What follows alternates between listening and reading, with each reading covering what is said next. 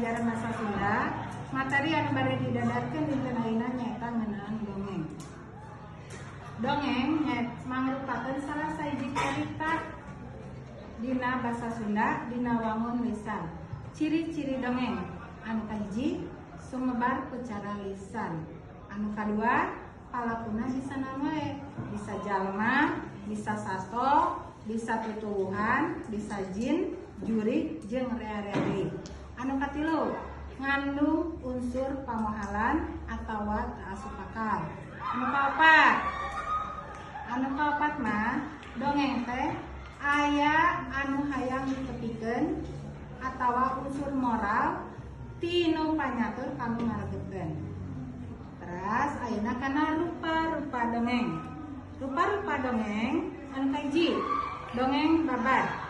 Dongeng babad nyaeta dongeng ngeunaan asal usul hiji kajadian atawa hiji tempat anu aya hubunganana jeung sajarah. Contona babad Sumedang. Anu kadua dongeng fabel. Dongeng fabel nyaeta dongeng anu palakuna sasatoan tapi ngabogaan tingkah paripolah atawa pikiran cara jelema.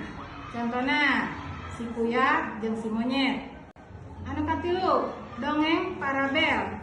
Dongeng parabel nyaeta dongeng anu palakuna ngabogaan kalakuan anu beda ti batur. Contona dongeng si kabayan. Anu kaopat aya nu namina dongeng mistis.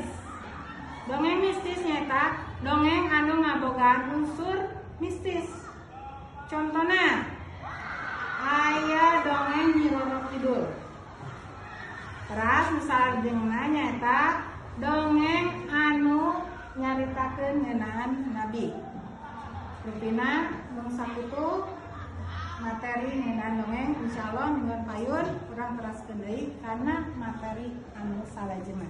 Hatur nuhun. Assalamualaikum warahmatullahi wabarakatuh.